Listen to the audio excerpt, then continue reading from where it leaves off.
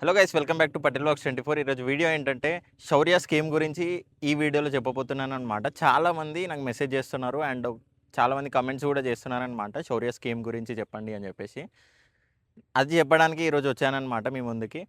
And ఈ వీడియోలో శౌర్య scheme అంటే ఏంటిది అండ్ అది ఎవరెవరు అప్లై చేసుకోవచ్చు అండ్ ఎలాంటి ఫార్మ్స్ కావాలి దానికి కూడా అని చెప్పేసి అది మొత్తం ఈ వీడియోలో చెప్పబోతున్నాను అనమాట. ఈ వీడియో లాస్ట్ వరకు స్కిప్ చేయకుండా చూడండి, ఓకేనా. అండ్ శౌర్య స్కీమ్ అనేది ఎస్బీఐలో ఒక స్కీమ్, ఒక లోన్ స్కీమ్ అనమాట. అండ్ మిగతా బ్యాంక్స్లలో కూడా ఇది అవైలబుల్ ఉంటుంది. ఏదైతే డిఫెన్స్ ఫోర్సెస్లో ఎవరైతే పనిచేస్తారో వాళ్ళకి అండ్ వాళ్ళ ఫ్యామిలీస్కి, ఎవరైతే వాళ్ళ చిల్డ్రన్స్ కానీ వాళ్ళ డాటర్స్, వాళ్ళ సన్స్, వాళ్ళ కోసం ఎడ్యుకేషన్ లోన్ కోసం అనమాట ఇది మెయిన్లీ. అండ్ శౌర్య స్కీమ్ అయితే ఎస్బీఐలో ఒక లోన్ స్కీమ్, ఇది వేరే బ్యాంక్స్లలో పనిచేయదనమాట. అండ్ దీనికి కావాల్సిన ఫామ్స్ ఏదైతే ఉన్నాయో అవి నార్మల్ మన పిఎం విద్యాలక్ష్మి స్కీమ్కి ఏదైతే ఫామ్స్ ఉంటాయో అవే ఉంటాయి. బట్ ఎక్స్ట్రా కొన్ని డిఫెన్స్ ఫామ్స్ అనేవి కావాలన్నమాట. ఏవైతే మీ ఫాదర్ కానీ మీ మదర్ కానీ ఎవరైతే డిఫెన్స్లో ఉన్నారో వాళ్ళ గురించి, లైక్ వాళ్ళు వర్క్ చేసేది ఎక్కడ ఏంది అని చెప్పేసి అలాంటి ఫామ్స్ అనేది కావాలన్నమాట.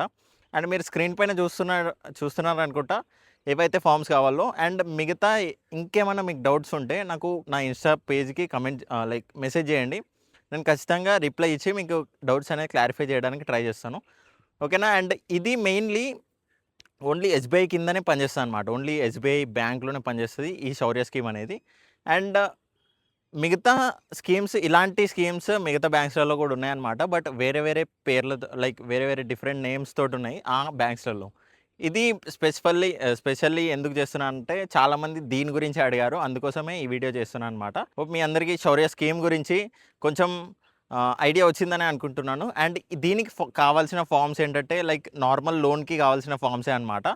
అండ్ ఇది బేసికల్లీ ఎవరు ఎలిజిబుల్ అంటే ఎవరైతే ఐఏఎఫ్ అని లేకపోతే బీఎస్ఎఫ్ కానీ ఇలాంటి డిఫెన్స్ సిస్టమ్స్లో ఎవరైతే ఉన్నారో వాళ్ళే ఎలిజిబుల్ అనమాట దీనికి. అండ్ నార్మల్ వాళ్ళు అసలు దీనికి ఎలిజిబిలిటీయే ఉండదన్నమాట, ఓకేనా. నార్మల్ వాళ్ళు పిఎం విద్యాలక్ష్మి స్కీమ్ కింద కూడా మీరు లోన్ అనేది అప్లై చేసుకోవచ్చు. అది ఆల్రెడీ వీడియో చేసి పెట్టాను, ఒకసారి వెళ్ళి మన ఛానల్లో ఉంటుంది, ఒకసారి వెళ్ళి చూడండి, ఓకేనా. చలో ఈ వ్లాగ్ ఈరోజు వీడియో అయితే ఇంతే. నెక్స్ట్ వ్లాగ్లో కలుద్దాం. చలో బాయ్.